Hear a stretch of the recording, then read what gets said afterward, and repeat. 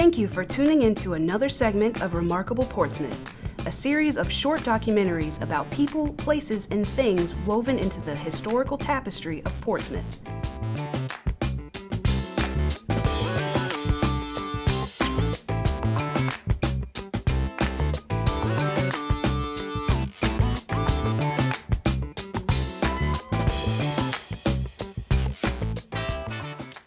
In this episode, we're going to do a quick exploration of the iconic Seaboard coastline building, better known as Old City Hall, or Number 1 High Street.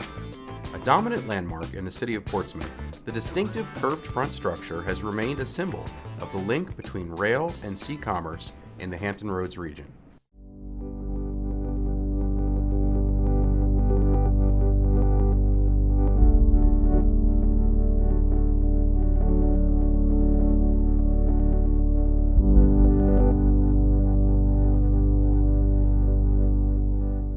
I'm Diane Cripps. I'm the Curator of History for the City of Portsmouth's Museums Department, and we're standing today at High Street Landing at the east end of High Street in Old Town Portsmouth. The waterline here has changed significantly over time, and if you look at some of the old maps or photographs, you'll see complete and utter changes in the structures that were here, but it was a busy, busy place. I'm sure that for decades, from the early 20th century to the 1950s, there weren't a lot of places you could go in Portsmouth without hearing a train whistle or the clack, the clickety-clack of a train going by.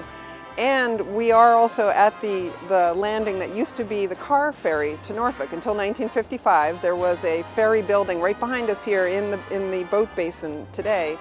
That was where you could come down High Street, drive your car onto a ferry boat and go to Norfolk. And of course, nowadays we have the tunnels and people complain about them and the traffic is so bad, but people forget that the reason we have the tunnels right in this stretch is so the ships can get to the shipyard.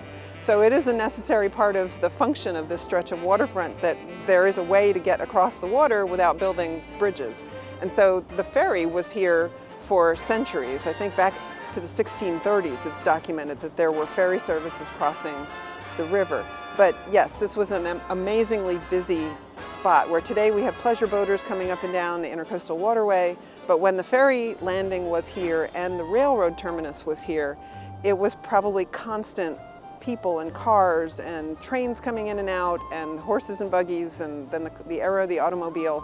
So it was a real crossroads, and it was a complete connection, not just across the river to Norfolk, but to places up and down the eastern seaboard. When people think of the skyline of Portsmouth, they often think of our historic churches and their steeples. But if you're approaching Portsmouth from the water, from the Elizabeth River, and you're crossing over from Norfolk, you see another distinctive architectural feature of the skyline, which is the building behind me. Today it's known as 1 High Street. Historically, it was the Seaboard Airline Railroad headquarters. And it's a reminder that railroad history in Portsmouth is just as significant as the maritime history that we frequently talk about. This building was built in 1894, and it was actually built in 2 parts, which you can kind of see when you look at the building. It was designed in-house by the railroad company, by one of their own draftsmen. And the first 3 stories were built in 1894, and then they came back in 1914 and added the 2 stories above that. The railroad history, though, goes back much farther, back to the 1830s when the first railroad line was established in Portsmouth, and the first rail cars were pulled by horses until they imported British engines to pull the cars. So there had been decades of railroad history, and Portsmouth is known as the place where rail meets sail. This was very much a shipping hub, a transportation hub for all kinds of goods, services, and people traveling from place to place from the 18th and 19th century onward. So by the late 19th century, the Seaboard Airline Railway Company was already established, and it combined with a number of other rail lines until it reached from here all the way down into the south, all the way down to places like Atlanta, Georgia, and all the way down into South Florida. So it was a busy line for people traveling, and certainly carried a lot of freight. And here along the waterfront, while the airline railroad building was the passenger hub as well as the offices for the railroad, the warehouses for the railroad line were also here just a couple of blocks north from where we're standing. So the freight lines came in from that end and the passenger lines came in from behind us. What you don't see today are the rail sheds that came in along the riverside of the building. So there was an additional large shed and train platforms that used to exist that are no longer there. One of the interesting things about the name, the Seaboard airline, is that it had nothing to do with people flying through the air in airplanes, because that name was given to the airline company or the railroad company decades before the Wright brothers flew. And it referred to the way the rail line was actually constructed. They made a point to include as many bridges and trestles over low spots as they could, and that meant the railroad itself could be a straighter run, and they didn't have to deal with as much change in geography. So they traded on the speed of the railroad and called it the airline, and it was kind of a marketing tool. Most people in Portsmouth who were traveling somewhere may have passed through this building at one point. When it was built, of course, it was built in the era of segregation. It had waiting rooms inside that were designated white and colored. It went through a number of renovations, and the railroad eventually packed up and moved to Richmond in the 1950s. And that was the point at which they gave the building to the city of Portsmouth, and in 1958 it became the municipal building for the city, and it served as the city hall for several decades until 1980, when the current city hall was constructed.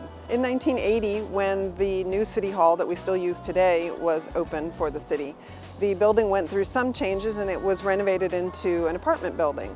And it's gone through some structural changes since then. Of course, the rail sheds are gone, the lines are gone. The last remnant of the lines, however, is today's location of the Virginia Railroad Museum. So if you're passing by over there and you see the rail cars, that's kind of the rail line, or one of them, that came to this terminus right behind us here. But it became apartments for a while. More recently, it had the top level added to it. It's been recently completely renovated, and it went through some big changes because it had a shed addition on the east side that many people knew for years as Skipjack Antiques. That was completely removed.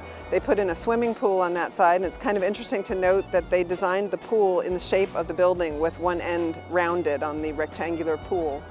And the glass box addition that you see was added, we think, in the 80s as well, and it went through a couple of iterations as a restaurant, a couple different restaurants, and now it's office space.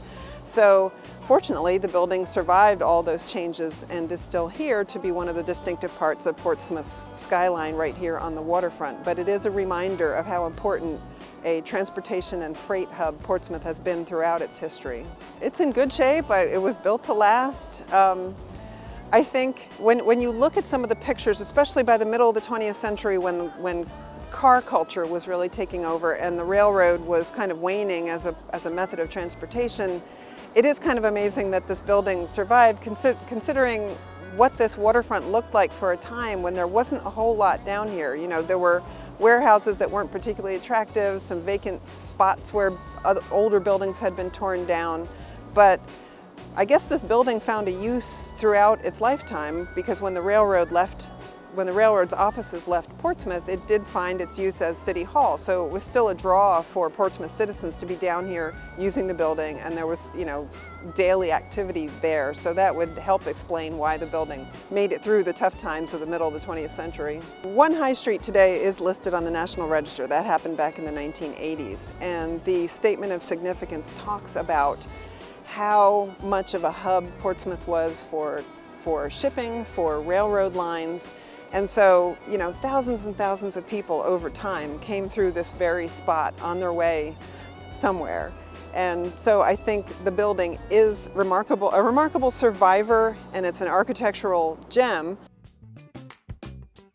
Presently, the Seaboard building houses apartments, offices, and a restaurant, but the unique facade will always be a reminder to those living and visiting Portsmouth of the role sea and rail transportation played in the development of the Port of Hampton Roads.